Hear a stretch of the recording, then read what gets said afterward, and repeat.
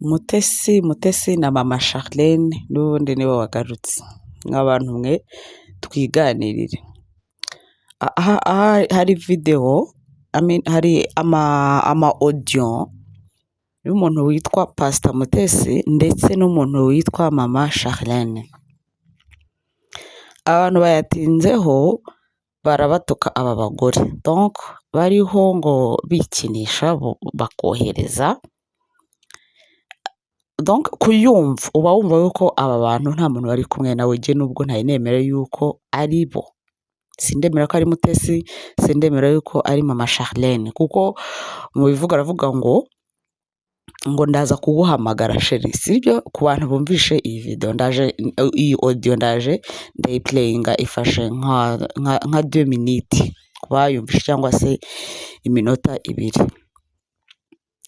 Turakuze, tuzi ubwenge, turakuze, ibi bintu tubihoramo kenshi, ariko mpora nibaza impamvu hahora haza umuntu witwa Pastor Mutesi, umuntu witwa mama Charlene, umuntu witwa mama Asia Uwanyana. Ngiye ku giti cyanjye sinshobora kwemera yuko izi audio ari original, abangaba ari abavugwa nyirizina nk'uko byakomeje kuvugwa. Sintekereza ko aba bagore ari injiji bigeze ahangaha, sintekereza yuko bafite ubwenge buke bigeze ahangaha. Ni ukuvuga ngo umuntu wese ahubwo ashobora no kwibaza ati ubundi abo ngubu Pastor Mutesi murabizi yuko aherutse gukora ubukwe vuba n'umugabo witwa Ferdinand. Hari umugore waje avuga yuko ngo Mutesi ngo yamwibiye umugabo, ibyo birahinda birarangira.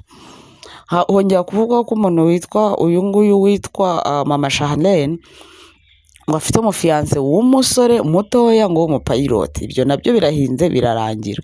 Hongera kuza n'uyu ngo Uwanyana Asia, nawe haza ama audio yiwe, haza n'ama video ngo ari kumwe n'umupasiteri witwa Steven, ndatekereza n'umurundi, ibintu nk'ibyo ngibyo niba atarabayeho i Burundi, ariko ni umudiaspora we abahehe, aba muri Amerika. Murabizi ko byatinze bakavuga ko ari pass ya Pastor Mutesi, mbese birazunguruka biba byinshi biba birebire, ariko tuvugishije ukuri izi audio ndaje playing ntacyo ikiganiro gisoza, ariko tuvugishije ukuri nk'uko muri kumva aya majwi ko ntari gucicikana, abantu mukihutira kujajinga, mukihutira kujya muri comment. Ubu aba bagore ko ari bombi ko ari batatu nta cyiza bagira, ibintu byose biza ku mihanda bihora ari ibibi, icyiza ntabwo ho cyababera. Ese ubu tuvugishije ukuri ibintu abana bo muri O level batakora, cyangwa se nabiga muri seconde bisanzwe ngo bari coding bashyira ahangaha, aba bagore ni injiji, ni indaya gute, ku ruhe rwego? Ni abantu badafite ubwenge ku kihe kigero, ku buryo bashobora gutinyuka bagahangara bagakora ibintu nk'ibi ngibi ngiye kubumvisha, bamara kubikora bakarikodinga bakohereza imihanda. Telefone zabo ni nzima ntabwo ari nzima? Ese bo ni bazima ntabwo ari bazima? Bigenda bite? Dukwiye kuzajya dusesengura ibintu twumva, tukamenya ngo ukuri ni uku, ahatari ukuri ni ahangaha. Na n'aka kanya ntabwo ndiyumvisha kuntu abana bo muri tronkome, abana batoya cyangwa biga muri za segonderi batatinyukiwe, cyangwa se izi ndangamirwa zidashobora gukora ibi bintu kandi bazi neza ko bashobora kubishyira ku mihanda bikagira bite, babishyiraho bikagurisha. Uri kumva? Ibyo bintu bakaba batatinyuka kubikora. Aba badamu bamwe muri bo barize, ariko abadamu muri bo ni abantu nako bose ibyo kwiga tubireke, ariko barakuze bazi ubwenge. Ikindi babarizwa mu bintu bijyanye ngo n'iyobokamana. Ntabwo nibwira kuntu iteka ibintu nk'ibyo ngo by'amajwi, ibintu nk'ibyo by'amafoto ari bo bizaho, n'ukuntu tuzi abandi bantu b'abastar hano mu Rwanda ibintu bakora, kuntu ari bo ahubwo bitajya hanze. Abangaba bitwa ngo babarizwa mu bintu by'iyobokamana, akaba ari bo ibintu byabo bigize bite bijya hanze. rero ikiriho cyo ni uko ibintu muri kuvuga ngirijwe ngo ni irya Mutesi ngo ndaryumvishe mana we, ngirijwe ngo ni irya Mama Charlene ni ukuri ndaryumvishe, ni ukuri aya majwi ni amahimbano s'il vous plaît, mutege neza amatwi, ndaje ndi playing, mutege neza amatwi, iri jwi ntabwo ari irya Pastor Mutesi, ntabwo ari irya Mama Charlene, ahubwo ntabwo ari injiji bigeze ku rwego twebwe tubitekerezaho, ahubwo hari ukuntu tujya tubona bamaze iminsi batavugwa kandi rwose ibintu byo kubaharabika biragurisha pe, nta cyo kubeshya kirimo, turetse ibintu byo kwirarira, aba bagore kubabeshyera biragurisha. Kuki mbere na mbere udashobora gusesengura ngo wumve ko ari akagambane? Kuki mbere na mbere udashobora gusesengura ngo wumve yuko ari ibintu baba babahimbiye kugira ngo nyine babagarure imihanda, ariko babagarura ba nyiri kubagarura bo bagira ngo bacuruze. Muri uku bwashize nge nzica no zirenga nk'ebyiri ntizishobora kumara icyumweru zidakoze byibuze ibiganiro 3 kuri Pastor Mutesi. Ngo barapfa iki? Pastor Mutesi yanze yuko ngo bagira bate ngo bacuruza ubukwe bwe, bakamuhozaho inkuru ama episode yo kugira ngo bamuvuge bamushakaho ibyaha, washakanye na runaka munatandukana, washakanye na runaka murashwana, arihe mugarure. Donc byagenda gutyo bagahora muhimbira inkuru za hato na hato za buri munsi. Urumva ijambo ryose avuze bakarisesengura bakaribyazamo inkuru y'icyumweru. Aba bagore ni abantu bazi ubwenge, ikindi barasenga si shyashya bakosa, ariko ntabwo niyumvisha yuko iteka ryose tugomba kubumva mu nkuru mbi. Nta gihe na kimwe aba bagore bajya baza babazanyeho inkuru nziza, ntibibaho, ntibishoboka.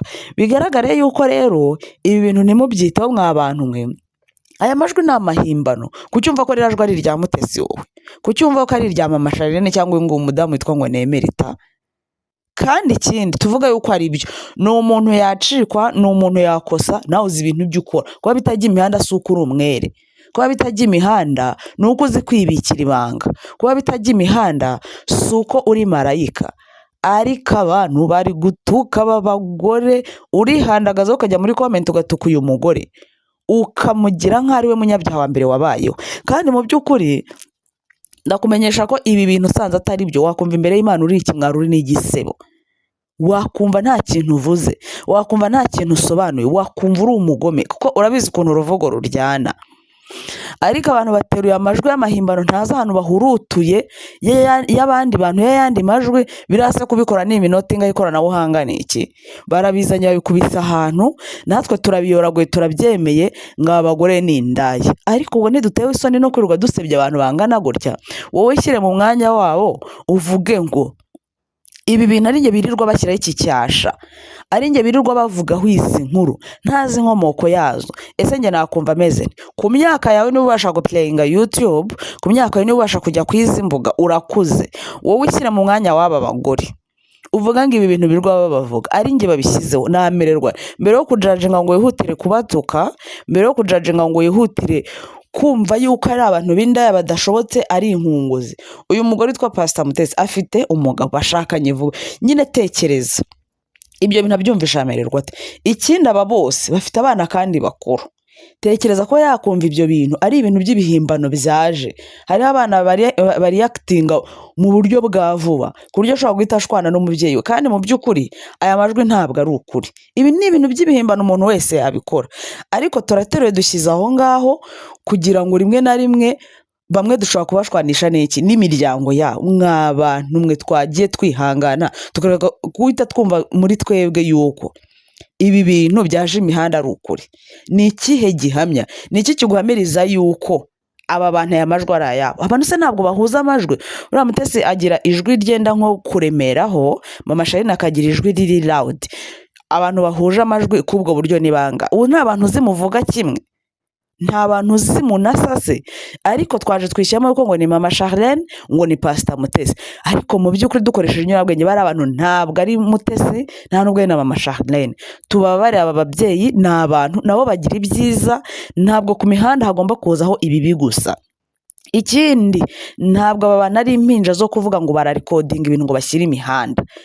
Birashoboka ko n'abantu babikora, ariko kuki buri gihe ari bo baza? Kuki buri gihe baza mu bintu bibi? Kuki nta byiza barikodinga ngo bohereze imihanda hakaza ibi ngibi gusa? niba uri umuntu ushyira mu gaciro uzi ko nawe ukosa usesenguye neza muri wowe, tekereza neza, urasanga aba bantu atari mama Charlene, urasanga atari na Pastor Mutesi. Mwabantu tujye tugira umuntu n'impuhwe, ubishyire nk'ubu ari nk'umuntu wawe wa hafi, ari nk'umuvandimwe wawe wa hafi, wakiga wabitega amatwi ukabisesengura neza ugasanga atari we, ariko kubera yuko nta hantu muhuriye uri kumva ari we 100%, ariko realite nuko ibi bintu ni ibihimbano.